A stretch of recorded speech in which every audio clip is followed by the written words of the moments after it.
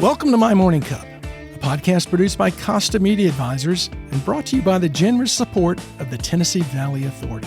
To learn more about TVA's impact on our community, follow TVA on Instagram at TVA and on Twitter X at TVA News. My Morning Cup, where we have interesting conversations with genuine people. I'm Mike Costa, your host.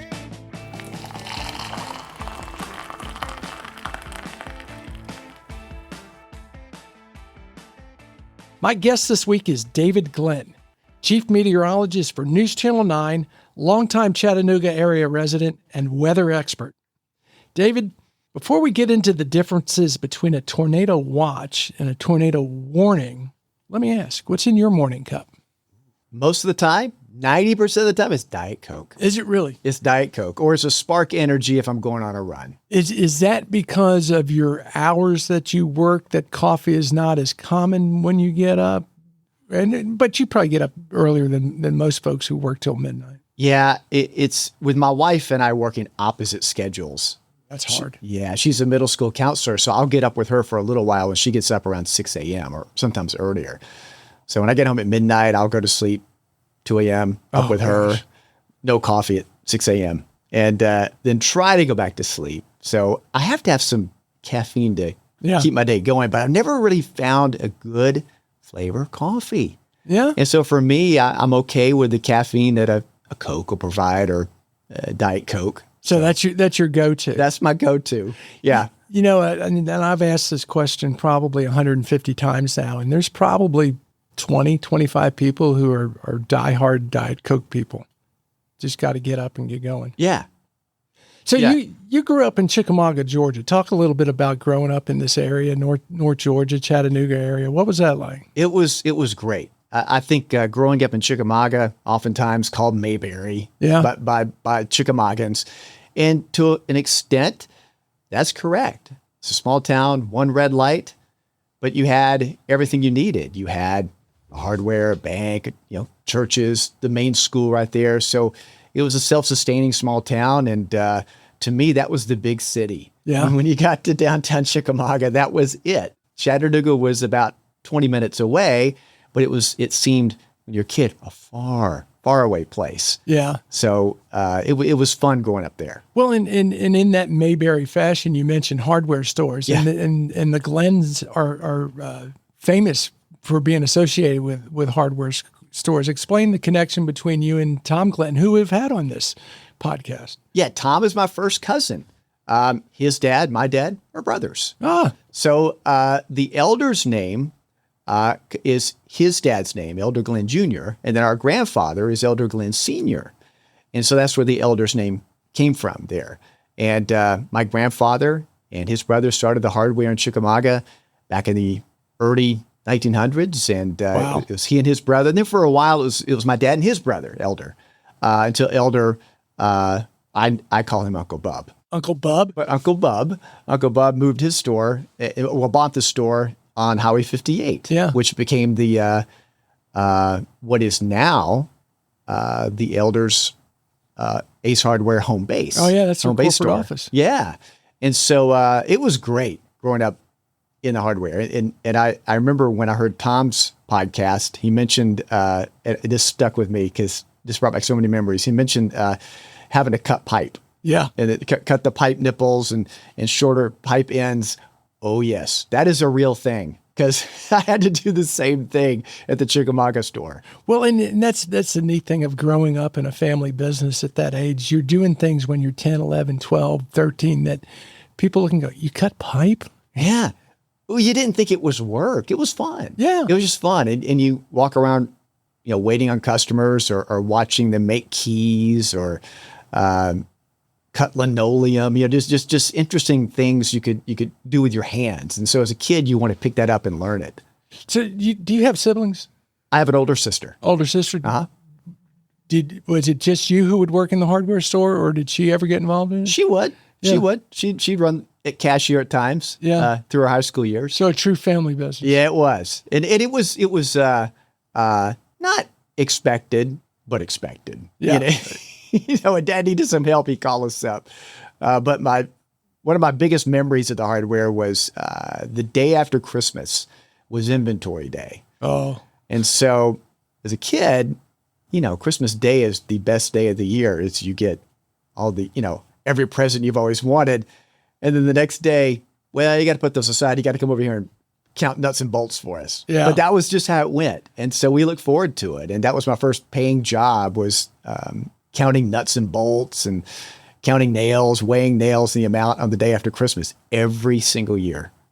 Yeah, I had a similar experience growing up with our family business of having to do the inventory in the parts department, counting O-rings or counting nuts and bolts, and trying to make sure not only that you're accurate, but it's matching up with the SKU code that you had. Oh, sure. Yeah. What did you do for fun growing up? I know you went to Gordon Lee High School. Talk about your extracurricular activities and some of the things. We're eventually going to get into weather, but I want to talk about what your interests were as a kid growing up and how it led to that. Well, weather is one thing, and I have to admit there. But in high school, a little bit of everything. I played the trombone for a while in the marching band. Really? That was interesting. Were you good? I was okay. Yeah. I was first chair, if that means anything. Well, that says you're pretty good. Well, that was only 3 of us, so so you're better than 2 others. Yeah, but it was we were okay. I'll put it that way. Yeah, we can make a rhythm, put it that way. But it was a great marching band at the time. It was. We were all very proud of that. And at the time in the 80s, especially, the Gordon Lee High School marching band was huge. It was award winning. I mean, I was glad to be a part of that. It really was. Could you still play the trombone today? No. once high school was over, that was it. Yeah. I it was more of just extracurricular than it was my really big interest. Yeah. So the band was a big marching band? It was big for our school that only had 400 kids. That band was about 150 members strong. That's big. It was huge. Yeah. Yeah, that's more than a third of the school. Exactly. And so a lot of folks were in there. So it was a lot of fun. Yeah, what were some of the other things you did around high school? Well, let's see. Played basketball a little bit, 6th, 7th, 8th grade, until I realized I wasn't getting as tall as everybody else, but I loved basketball. And so then I would just play rec league, with my friends, but instead of on the team, because without that height, I wasn't going to make the team there. No, just really just average fun high school years, The quintessential small town American life. Exactly. Yeah. Yeah. And I loved it. I loved every day there at high school. I really did. Yeah. Now, at 7, you said a weather event really turned you or made you pursue an interest in weather to understand it better. Yeah, that would be the April of 1974 super outbreak of tornadoes. It was called the super outbreak until the 2011 event happened. But the 1974 event really scared me because I was home by myself watching TV. And those days when there would be a tornado watch, tornado warning, you would just have someone break in. There'd be a slate on the screen that would just say bulletin. Yeah. And some voice would break in and say... Kind of ominous, wasn't it? Yeah, in a real monotonous voice, tornado warning, Walker County till 4 p.m.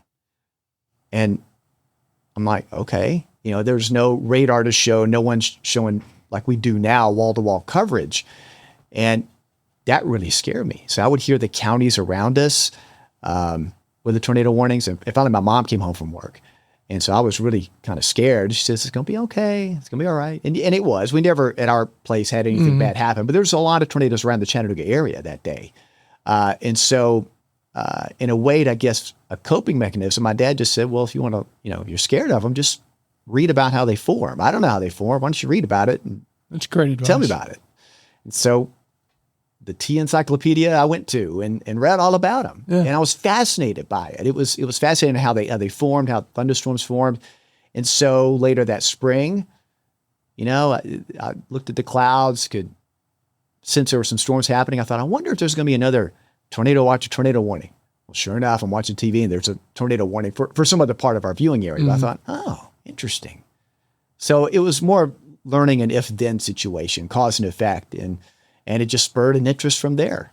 So you brought up watch warning a couple times, and I know I had it in my introduction. Go ahead and explain the difference between a watch and a warning, because I know you get it all the time. Sure. It bears repeating because a lot of folks can still get it confused sometimes. But a tornado watch basically means that there are conditions in the area for several hours where a tornado could occur. So in other words, be on the lookout, be on the watch that tornadoes might occur. If there's a warning, it means two things. It's either one's been spotted on the ground, confirmed, or there's radar indication that a tornado could form, and they're trying to give you a proactive warning. So warning is worse than a watch. Warning means take action now. So a watch is, hey, just be cognizant of the fact that conditions could spur these things up.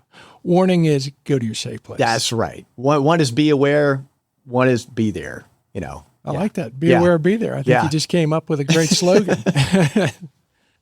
So you're 7 and you become a weather nerd. And I mean that in a very complimentary way. What's that like being the kid who's always looking to the sky? You get that look from your friends like, oh, okay. Yeah, that's interesting. My parents would buy me these weather kits. And one of them had a weather vane to be put outside. I could always watch and see which direction the winds were blowing, how strong they were. And that just kind of evolved. I just got every few years we get a different piece of weather equipment and just jot down what the weather was like. So you were taking readings and tracking things? Yeah. Yeah. Truly being the weather nerd. I mean, I really was the quintessential definition of that. And then what helped spearhead that more was at News Channel 9, where I work now, they had a weather watcher program. So every town would have someone who would call in their highs and lows and rainfall amount. And when I heard that they were looking for people like that, I couldn't get to the phone fast enough. Yeah. And so I became Chickamauga's official weather watcher for Channel 9. How old were you? At that time, I was a little bit older. I was about 13. Yeah, but still 13 and reporting into the television station. Yeah. Was it a daily thing? It was a daily thing every single day. So every day I would go into the day, look at the high, low, the rainfall, and call it in before 4 o'clock. So at that point in the news business, I was already making slot. I had to call in that deadline by 4 o'clock. Well, and you've always been good about making slot, including getting here today. You were a little bit early, which has always been admirable. So who was the chief meteorologist at the time when you were doing? Neil Pascal Neil was. Yeah, Neil started the program. So it's like right after he got there, that's when it started. Most people don't know what they want to do when they're in high school or even get to college. I'm thinking from that point, you had already decided. Is that true? That's true. Yeah. And I think all my classmates knew that. That was, so any reunion or any Facebook comments like, oh yeah, you're doing exactly what I thought you'd do. It wasn't like some big surprise. Yeah. So but the problem was after high school, there weren't many colleges that had meteorology. Yeah. There are now. And I'm so happy for kids coming up now. But for me, Florida State was one, but I didn't do too well on SATs. I did great in school, but for some reason I wasn't a good multiple choice test taker. Mm-hmm. And Florida State, they required this high number of SATs. I thought, well, I can't do that. So I eventually landed on Jacksonville State in Alabama, just about 90 minutes down the road from here. They had a great geosciences program, and at the time also had a lot of meteorology courses within their major.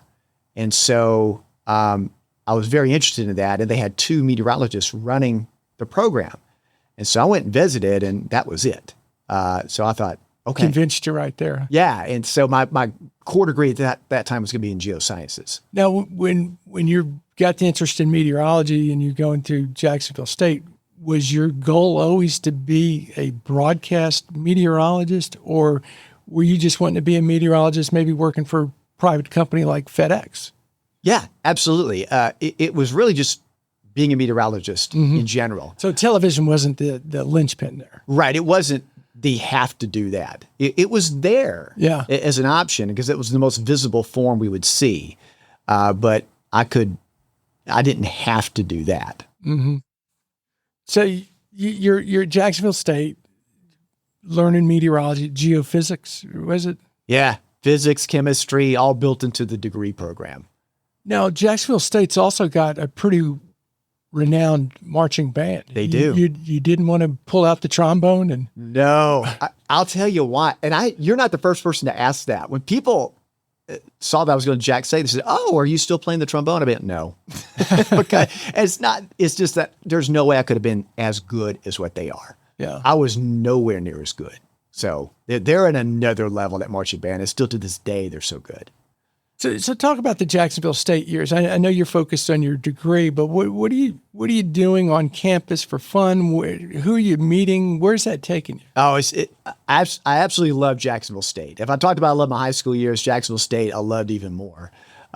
You talk about the classwork was one thing, but extracurricular was the other. I had many different friends and many different fraternities, sororities. I never really joined one because I was friends with a lot of people that were in other groups. So I would oftentimes be at a friend's fraternity party or sorority party. So I just felt like I was part of the group collective.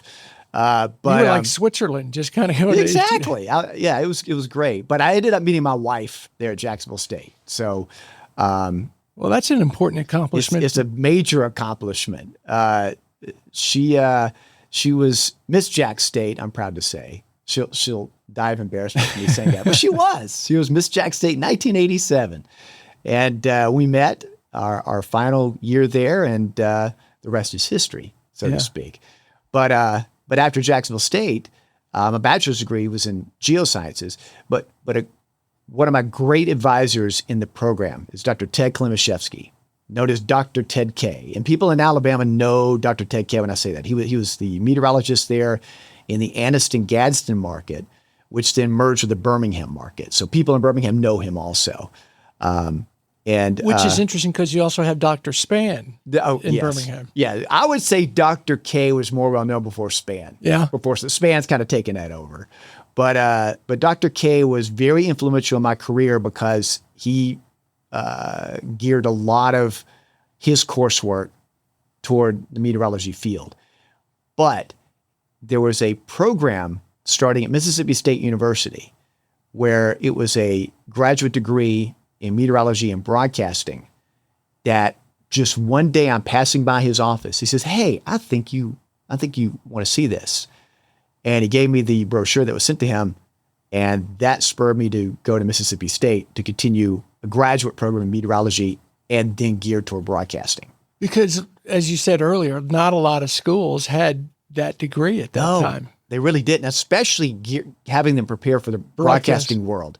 That was there's a big jump between the scientific world and then being able to broadcast and communicate it to people. Yeah. And I credit that MSU program for really helping me get to that point. Well, and talk about that a little bit in terms of a profession, because as I was a kid growing up in the 70s and 80s, you really didn't, on television, there really weren't meteorologists. There were weather presenters. Exactly. And it was almost more entertaining as long as everything was okay. That's right. Yeah, David Letterman for years was a weather presenter. Yep. And he coined the phrase, hail the size of canned hams is falling from the sky. And so you're exactly right. There was that sort of mantra. As long as it's not a tornado or a really bad event, they would just hand it to these guys. It would be more of a sideshow for the most part. But I know here in Chattanooga, really when actually before Pasco came to town, there was a gentleman named, his last name was Silvestri. I think his first name was Allen, I think. I'm not sure. But he was the first meteorologist in the Chattanooga market. And you anticipated my question. When did that change in Chattanooga? Because I know Don Welch started in weather. Exactly. And Don did a great job. I mean, to be someone who just in news and entertaining there, he was fantastic at it. But it was Silvestri was that first meteorologist at Channel 9, which started the turn toward more meteorologists and less personality. And then Pasco followed, and then all the other stations, 3 and 12, followed suit as well, hiring their own staff meteorologists.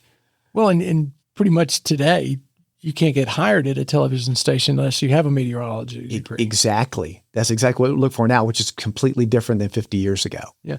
So you leave Jacksonville State, you go to Mississippi State. Was that on campus, or was that a satellite program, or I mean, how did that work? Yeah, they offer both, but I was there on the on-campus program in graduate school. And so in the graduate program, you've got to also be a teaching assistant, which would mean if you get a phone call from a professor, says, "Oh, you're teaching Intro to Met today." Really? Yeah. I didn't know this about you. Yeah, you got to grade some tests for me. Yeah. And there's no answer key. You're the answer key. And so that was it was great because it helped reinforce what you're learning. Mm-hmm. So I stayed there a year. No, it was a little over a year. I was actually taking courses from Mississippi State the last semester of my senior year at Jacksonville State. I was taking about 24 hours total combined with both Jack State and Mississippi State because I was graduating in December. So I needed to get onto the fall portion of the program at Mississippi State. So I was in undergrad but graduate school at the same time. Wow. So that was the hardest semester ever. So once I went to graduate school, it actually was a little bit easier because the course load was easier. Yeah, you don't hear that too often. No. But so essentially a year and a half there, but by the time I was about to go back to start my thesis, which was really just my final semester, was I'd already gotten pre-approval for the thesis. We're going to do the thesis and get the graduate degree. That summer before, I'd done an internship at News Channel 9. Yeah. And so I was wrapping that up, and I'll never forget this. Bill Race told me this. Bill Race said, "Hey, there's a gentleman named Chris Holman, who's a meteorologist at Channel 3. He's leaving to go to North Carolina, I think to Raleigh. You want to apply for that job?" I thought, really? Well, okay, I'll wing it. So I just sent a tape over from my internship. Didn't think anything else about it. And about 3 days before I'm about to leave to go back to Starkville, I'm already loading stuff up. I got a call from Bill Wallace, who's the news director at RCB. He says he wants to talk.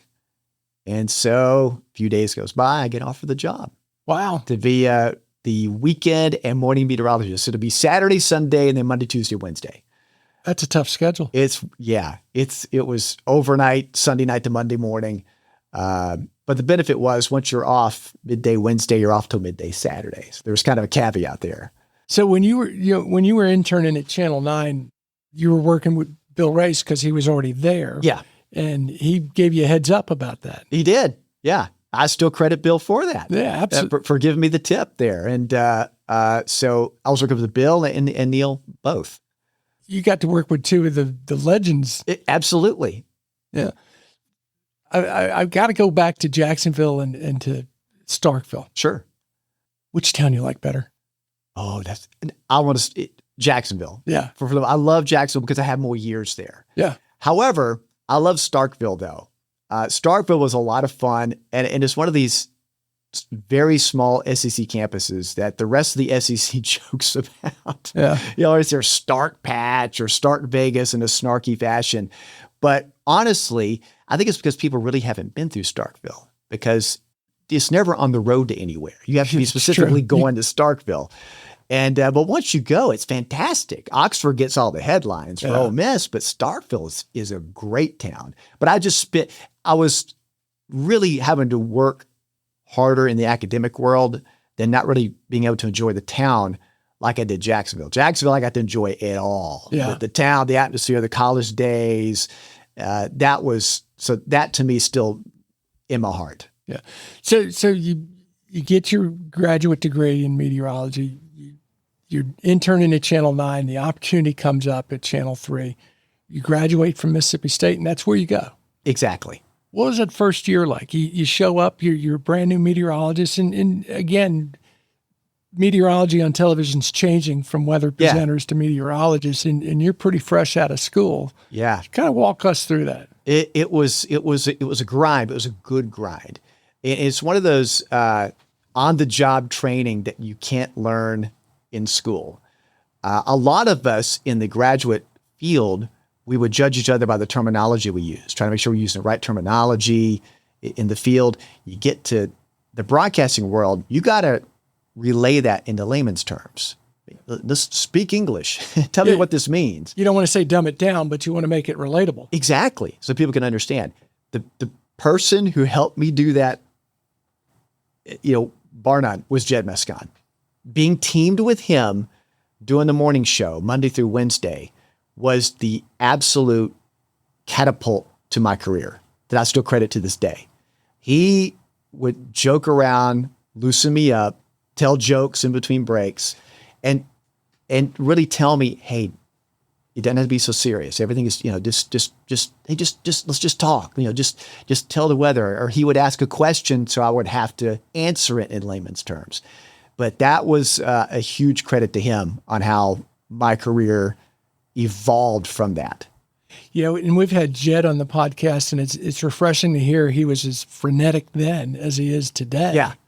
Oh, Mike, he would tell jokes up until we have 5-second cues. And there was one time I will never forget. He told us, it's not a bad joke. He goes, hey, 10 seconds before we're about to go in there, he goes, hey, why did the monkey fall out of the tree? I'm like, I don't know. And I hear 5 seconds and he goes, he was dead. And so I'm laughing like that. That's such a Jed joke. I am laughing like that. They come right back on camera to a 2-shot. It's me and Jed, and my face is red.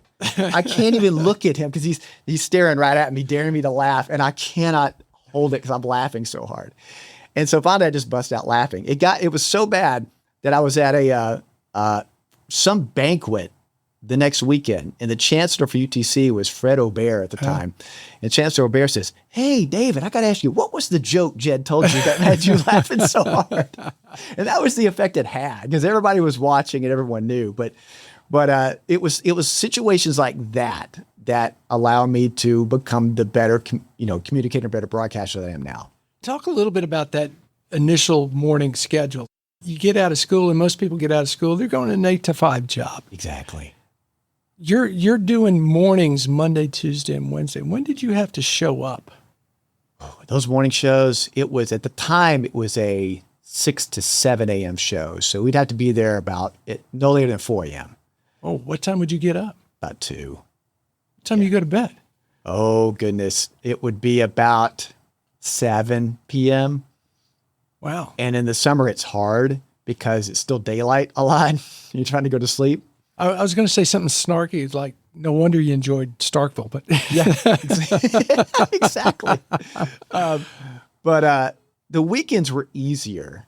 Yeah. But then again, all your friends are off on weekends. Yeah, right. And my wife, then girlfriend at the time, was off on weekends too. So we had one date night, Friday nights, one date night, Where you weren't obligated. Exactly. And so the rest of the time I'm always groggy, especially on Monday, Tuesday, Wednesdays. So as a kid, 7 years old, weather starts to affect you. You really dig into it. You become a weather nerd. You know what you want to do. Did you have a backup plan? What if this didn't work out? Yeah, if it didn't work, it was dad and the hardware. Yeah? Yeah, that was always going to be the backup plan. But even he even told me that. He would say, hey, it's always, as long as I don't retire and sell out, if you ever want to come back, job's always open. That's great. But do what you want to do. I want you, you're on this career path. I want you to do the best you can at that. And that's what I strive to do.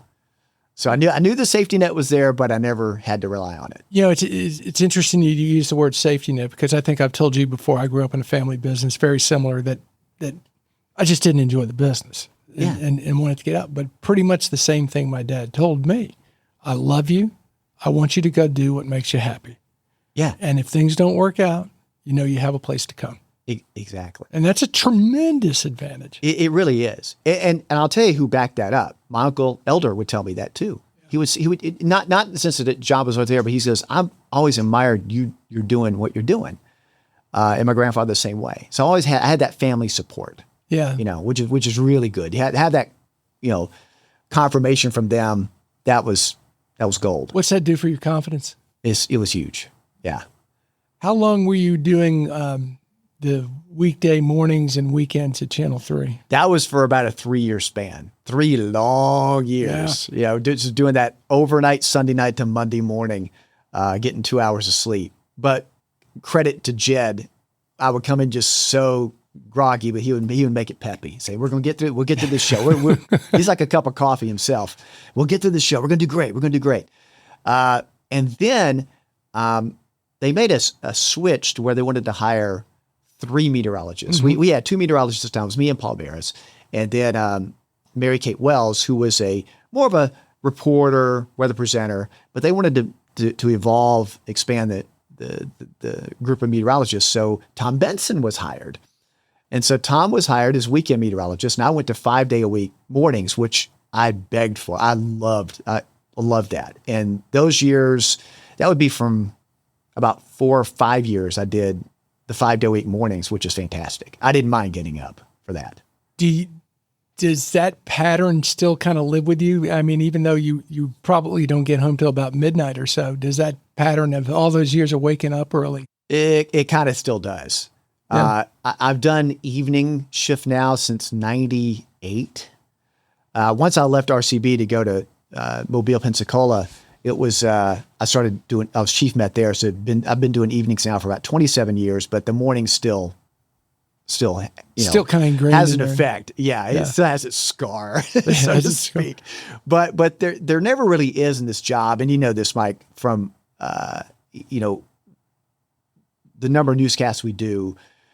The sleep schedule is weird anyway. Yeah. You're working holidays and whatnot. So I credit my wife with being very patient, understanding weather situations, weather emergencies, having to be somewhere, and holidays not always being off. So and I think that's an important note of when something's happening, whether it's a tornado outbreak or unexpected snow or even expected snow, and everyone's hunkering down at home or wherever, you're in the car going to the station. Exactly. That's why when people ask me, "Hey, is it going to snow on Christmas Day?" I hope not. Yeah, exactly. If outward I'm going, "Yeah, I hope so. I hope you get to see it," and my mom going, "No, no," because if it does, like in 2010, I got to go to work. I can't spend time with the family. So I'm like, I'm okay with it snowing on Christmas Eve or the day after it's on Christmas Day, because that's the one day I'll get grief from my family for not being there. Yeah. And you also mentioned adding a third meteorologist, and I think the evolution of weather and local news is very interesting and an important note. That's probably where research started to show that people choose their local newscast based on the weather that they like, know, and trust. Yeah. And that's where it became more prominent, and it became, like a better term, an arms race to have more weather, more meteorologists. Sure. And people you're familiar with. Right. For so often, people would stay a year or two or leave. And so it was important to have people there for a long period of time. And so I was at RCB first job for like almost 8 years. And so that was very important for them. So you were at RCB 8 years total, from the split shift to doing the mornings. Right. And then you get an opportunity to move up into the chief meteorologist slot. Talk about that. Yeah, that was a great opportunity. Our assistant news director at the time at RCB was Joe Raya. He got the job offer in 97 to go be news director at WPMI, which is the NBC affiliate for the Mobile, Pensacola, Fort Walton Beach market. Wasn't a bit of that also a result of the NFL and Fox and the switching of the affiliates and the stations? Exactly. The PMI was a Fox affiliate for so long. And then when the NFL made all that switch, I believe WALA, which was NBC, switched to Fox, and then WPMI became NBC. And they had to create a newscast, right? They did. They had a little morning show would do, but they didn't have a full-fledged news staff. So when Joe was hired, it was, hey, you need to create a whole new news team, evening news, and we need you to be competitive pronto. Yeah. And so he said it, and Joe was great to work with at RCB. And then he put together a team, and I was honored to get the phone call from him to be a part of that team building there. So he leaves as assistant news director, becomes news director, building a team down there, and calls you. Yeah. So what's that conversation like? It was interesting. I was like, wow, I'm surprised you're calling me, because, we got along great at RCB, but, there's so many other people you could call who are available. And he goes, no, I know what you did for the mornings, and I want you to do that in the evenings. And I said, well, can I bring Jed with me?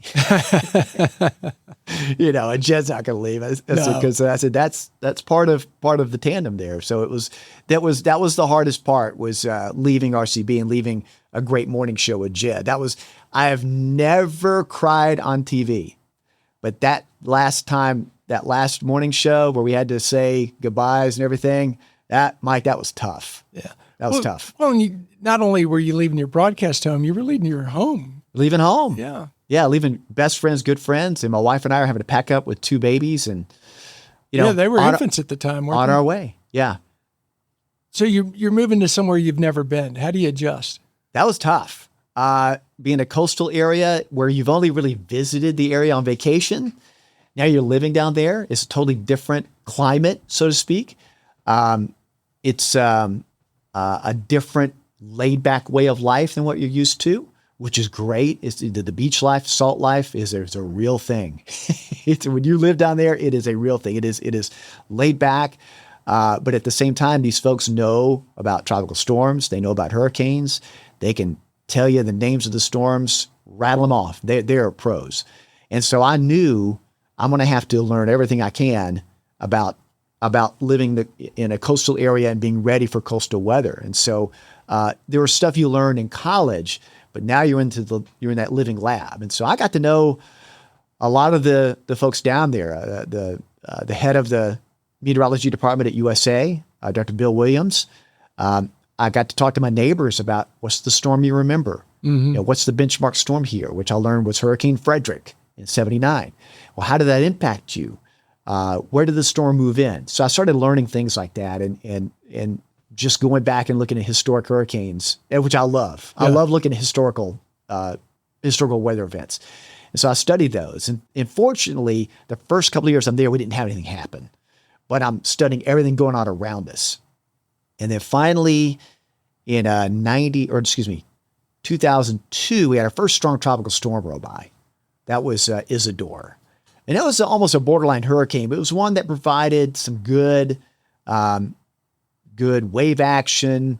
I could see how the coastal flooding impacted, in real life, how the banding of the outer bands of the storm moved in, the flooding, the tornado aspect within the tropical storm. So I kind of got my feet wet with that one. So in a sense, it's kind of on the job learning for you because all your main professional experience was here, East Tennessee in the mountains. Exactly. And then all of a sudden you're thrown on the coast, which, the weather's different. It's much different. And then finally we had a couple of big years, 2004, 2005. It was back-to-back years of 3 major hurricanes moved through our viewing area. Ivan, Dennis, and the last one, Katrina. And each one progressively got worse as it moved on by. Yeah. But those I was ready for. I think the storms prior had gotten me ready for that. Ivan was the first major, and that was an overnight event that come through Mobile Bay, and so it was tough. Yeah, and you're talking about the salt life and coastal being different and going down there. That's really was my first exposure to you, because we vacation in Pensacola, right? And I specifically remember your hair was darker, a little soft. That's what hurricanes will do to you. Yeah, that'll do it. But you bring up Ivan, and Ivan was the storm I believe that hit Pensacola direct. It did, and absolutely wiped things out. I'd never seen anything like that. It was a rough storm. It was going to come right up Mobile Bay, and then right in the last few hours, it started deviating to the east or to the right, and therefore it put Navy Point, Pensacola to Navarre, all on that dangerous east side of the eye wall. And that whole Santa Rosa Island. Oh yeah, it was just devastated. That was probably the worst storm they had in a long time. The storm surge into town was huge. Yeah, but I got to go through it, not through the storm, but got to go through Pensacola Beach probably a couple months after that. Yeah. It looked like a war zone. It was different. So that was the first one that came through. What was that like from your perspective at reporting on it in the television station? Because I would imagine you were on probably 24. Yeah, we were on the whole night because it was coming through during the nighttime hours. So I'm looking at it more electronically than I am outside. Outside, it's windy, it's rainy. It's like a very long thunderstorm, a thunderstorm that just won't stop. Mm-hmm. And but I'm looking at it electronically. And so we're hearing other reports from the Eastern Shore, also from Baldwin County on the Eastern Shore, and then back into Escambia and Santa Rosa County. But it really wasn't until daylight. So you started seeing a lot of the damage, and you could see the impact of the storm surge. The storm surge is, I think, the one thing a lot of people, if you don't live on the coast, you can't fathom how far water comes in and how far that intrusion is. And that wave action on top of the water can just utterly destroy things. A lot of times that's more damaging than the wind. It really is. You see roads that don't exist, or they're just little wavy roads and trucks turned over. And it was accentuated a year later with Katrina. Katrina came in to the west of Mobile. So now Mobile's on the east side of the storm. Which is the bad side, Which is the bad side. We would call, there's never a good side, but you'd rather be on the west side. West is the best, but the east is the beast. Well, explain that, why that is. It's the counterclockwise motion of the wind. So if you're spinning counterclockwise, when it's coming in from the south and east, is pulling in more water, especially on these east-west facing coastlines, and that's where the greater water surge is going to be. On the west side, it's pushing out to sea. So you'll see a lot of bays in advance of a storm where the water's pulled out. I saw Mobile Bay, because it's a very shallow bay. In advance of Ivan, the water was pulled out. So we saw before sunset a very muddy, empty bay. That's got to be scary. It's very scary, knowing that at some point the push of water is going to come back. And it did, but it's right before the storm deviated to the right. So it filled it back in, but the surge really took its toll on the eastern shore. But with Katrina, it was different. This time, the full force came up Mobile Bay. So we had 12 feet of water in the city, a whole wall of water.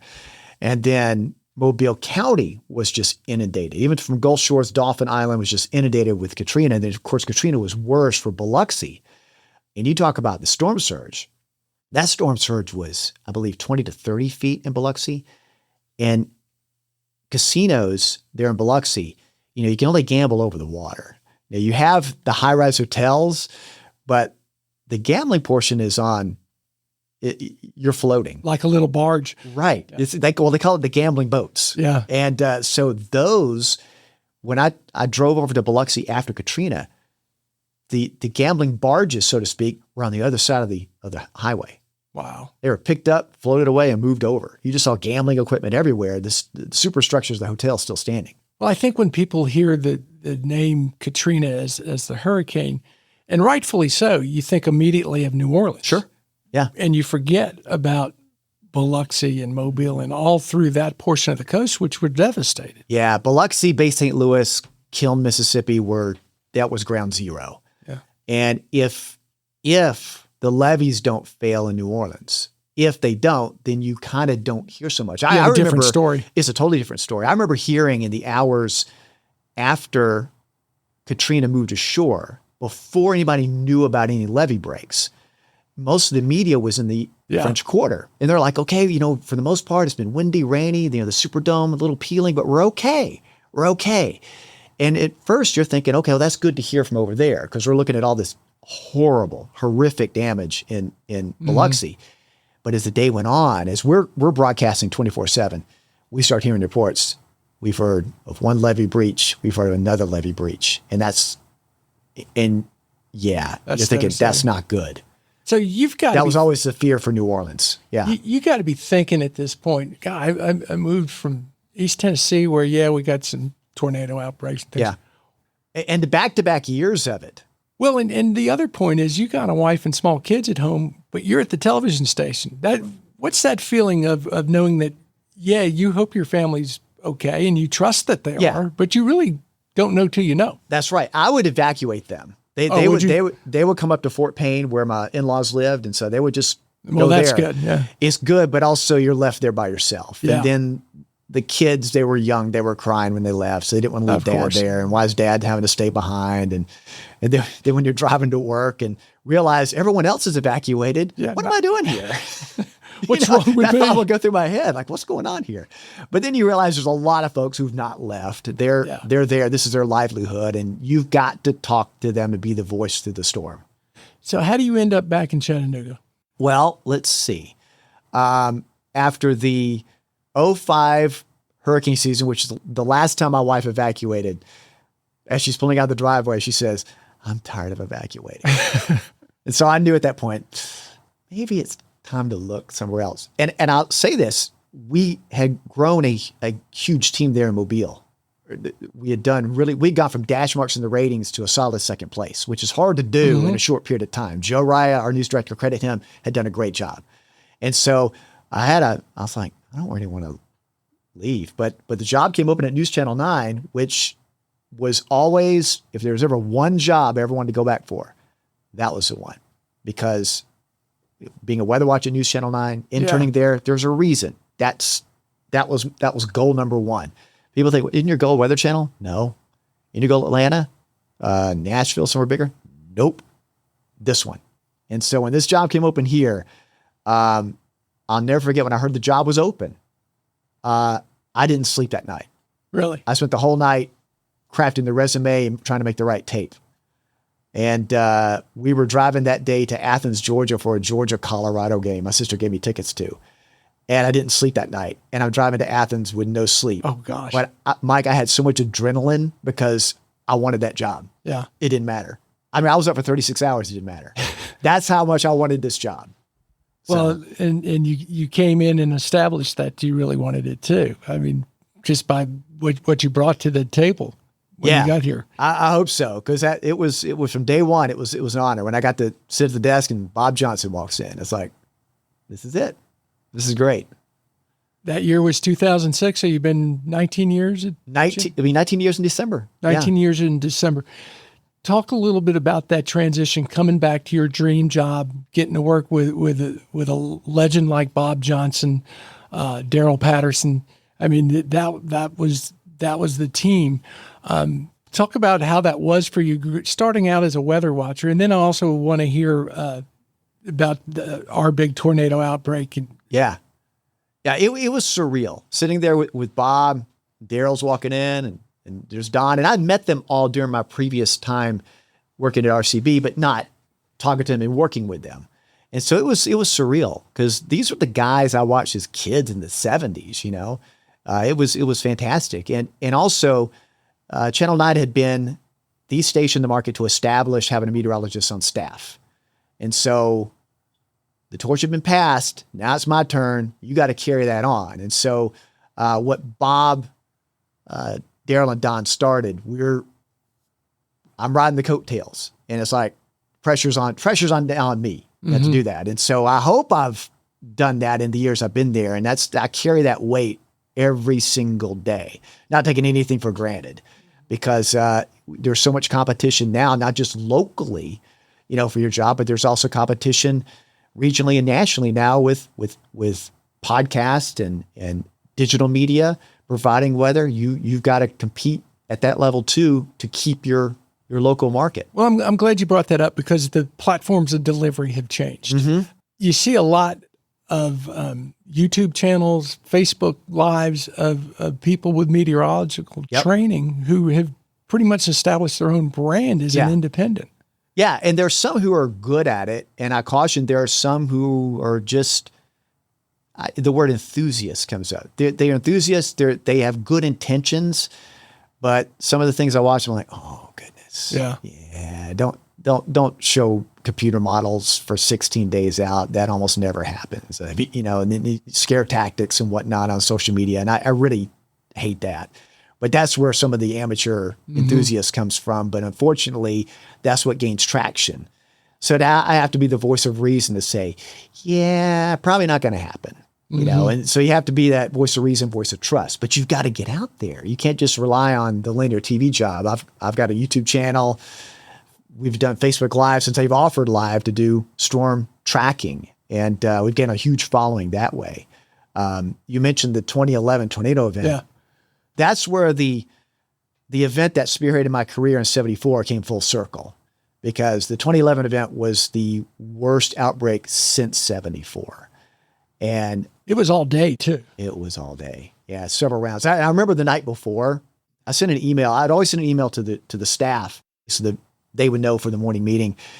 And I wrote an email. I said, the setup for tomorrow looks awful. I remember you saying this. Worst I've ever seen it. I said, it's a bad setup. tornadoes are likely, but I hope I'm wrong. I closed that email with that. I hope I'm wrong. And, but in my gut, it was like, I did not like the setup at all. And then we had that early morning round of storms come by. Mm-hmm. And usually, we get one round of storms. That's kind of it, one and done. And I remember we were doing, our radio partner at the time was GOW. And I remember calling that morning after that first round went by to just do a live hit with them. And I was talking to Kevin West at the time. And I told Kevin, I said, we really need to emphasize this first round has been bad with tornadoes. This is not it. It's going to get worse afternoon and evening. Just everyone needs to be prepared. If you're out there cleaning up, you just stop and pay more attention to what's coming the rest of the day.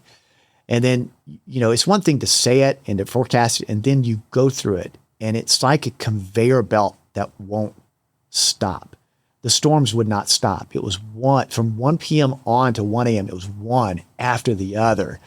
And it was endless. And then there's not enough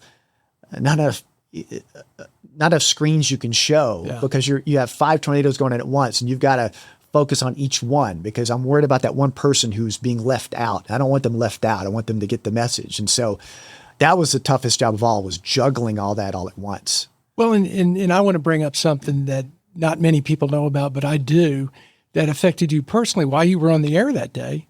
Your house got hit. Yeah. I mean, you had a tree fall on your house, and your wife and your kids are home after saying, well, I don't want to be evacuated again. I mean, and there they are. But you've still got to go on air and take care of everyone else. Exactly. It was about 6:30 that evening. And that's when some of the worst storms are coming through around downtown to near Ringgold, I believe. But I saw Thom Henderson, our news director, wave to me and say, have Jason take over. Jason Disherin was in meteorology. He said, have Jason take over for a few minutes. So he told me, he says, hey, I got a call from your neighbor that his tree has fallen on your house. And I knew exactly what tree it was. There was a monster oak right on our property line. That's going to freak you out. Yeah, because 30 minutes before I texted my wife, said, hey, y'all, be sure you're in the basement. And she said, we are. So I thought, I know they're in the basement. So I called my wife, and it took forever for her to answer. It was the worst. It was like 8, 9 rings. She finally answered. I said, are you all okay? She goes, we're fine. We're fine. She said, we heard the thud. We don't know what it was because we're here in the basement. I was going to wait for you to give us the all clear. I said, well, our neighbor called, said his tree's fallen on the house. She said, oh, I'll go check it out. So she checked it out. She says, well, good news is the house is still standing. There's a couple of limbs protruding through the roof, a little water getting in, but she said, don't worry. We're fine. You just keep doing what you're doing. Stay on your job. We'll be fine. We'll see you tonight. So knowing they're okay, I didn't resume, but it was still guilty, feeling I need to be there, but yet I need to be at the house, but yet people need, reassurance and information of the still ongoing tornado threat. Well, and that's why I wanted to bring that up, because there are a lot of jobs where people sacrifice their families, not necessarily well-being, but not being with their family because they have to go serve in another way. And I don't think that gets pointed out enough for someone like yourself who's reporting on a storm outbreak, and you're not thinking, well, what's their family doing? Exactly. Yeah. And it's so true you bring that up, because there's so many times where I am tracking wall-to-wall coverage, and I'll be texting my wife, telling her what's happening, getting to safety. And now that my mother-in-law lives with us, who's in her 90s, we've got to get her we've got the safe place in the hallway where my wife needs to get her to. Yeah. And during the 2020 event, the Easter Sunday 2020 event, that was during COVID. So I'm broadcasting from the garage. Oh, I forgot about that. Yeah. So I'm broadcasting from the garage because we couldn't have more than 2 people in the studio. So I had Bill and Aaron in the studio, and I stayed in my home studio so we could have 3 meteorologists covering this event. And my mother-in-law, we got her to safety in the hallway right as those storms were hitting. And we had more trees down in our neighborhood. Thankfully, nothing hit the house. But that's where I'm broadcasting downstairs as that one is hitting. Yeah. And so that was, even crazier to be at home for that event while still broadcasting. So you realized your career goal. What's your takeaway from it? Is it more than you thought it would be? Is it everything you thought it would be? Put it into words. It's a little bit of both. It's still my hobby. I find myself talking about weather all the time. One of my favorite hobbies is to look at photos. Like if there's something on Facebook, like an old historical photo from Chattanooga, the first thing I do is I want to look at the sky cover. Look at the sky cover. I look at the flowers blooming, and I want to tell what season it is. And then if it's a real photo, I challenge myself going, that looks like a front went by. Or if there's a snow event, that looks like a snow. I wonder when that happened. And so I'll look back and look at maps to find out how that happened. And so I love being a weather detective, so to speak. It's a great way to put it. And so I love, my wife does not like watching movies with me because I'm like, yeah, why is it snowing and the crepe myrtles are blooming? This I can't watch this movie. They got the climate wrong. You know, there's things like that. So I love watching stuff like that, but it is my hobby, but it's everything I thought it would be. The more aspect is the commitment, the time commitment that I'm used to it, but people new to the business aren't used to it. Having to work holidays, having to work weird hours. I mean, really weird hours. And there are other jobs who have to do that also. But I think for people who are new at the business, I always like to tell them, this is all part of it. When they say they got to work a weekend, they got to work a holiday, I'll say, hey, look, it's part of it. It's just the first rung on the ladder. This won't be every Christmas you have to work, but every now and then you have to. Yeah. You know. Yeah. And so it still happens to me today, even being in this business 34 years. Oh, I'll work a Christmas every now and then, you know, just help out. That's being a team player. Yeah, it's to help out. Yeah, absolutely. Well, 34 years is a great accomplishment. Yeah. If it all stopped today, I'd be very satisfied going, it's been a great career. Well, let's hope it doesn't. Yeah. I hope. Yeah, I hope so. I plan on doing this as long as I can. People have often asked me, hey, you'll be pushing 60 in a couple of years. Any plans on retirement? I'm like, no. Yeah. No, I'm not ready to do that yet. You got a lot of years ahead. I love it too much. Yeah. Well, that's obvious. Before I get to my last question, David, I want to remind our listeners who makes all this possible.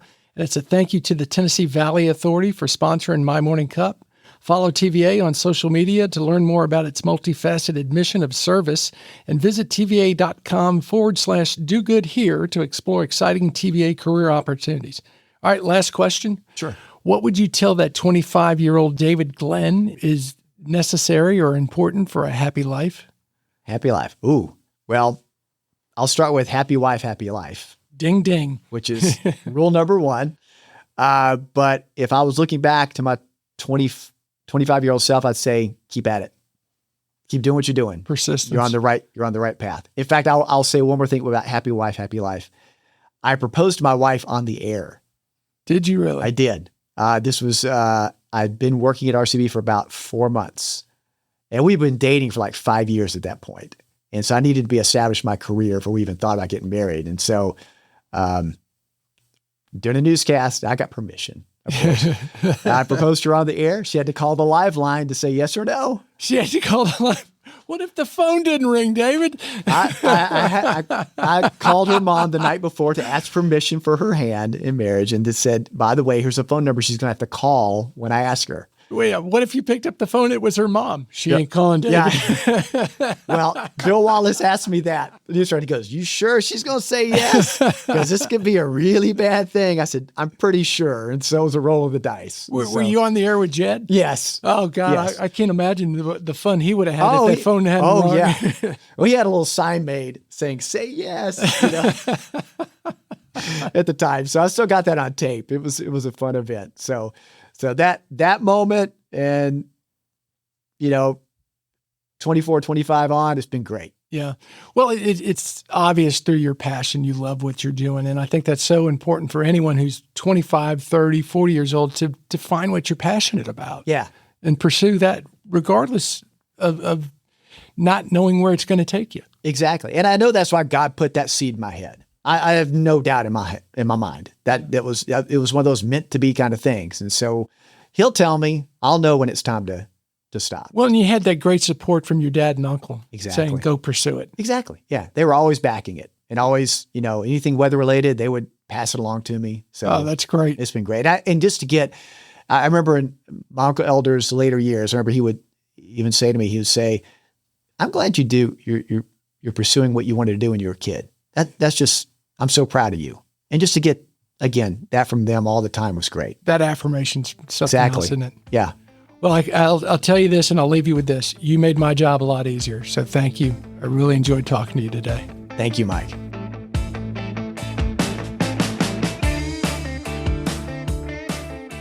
Thanks for listening to My Morning Cup, a podcast by Costa Media Advisors. If you liked this episode, please share it with a friend. I release a new episode each week, so be sure to subscribe on Spotify, Apple, Google, or wherever you listen to podcasts.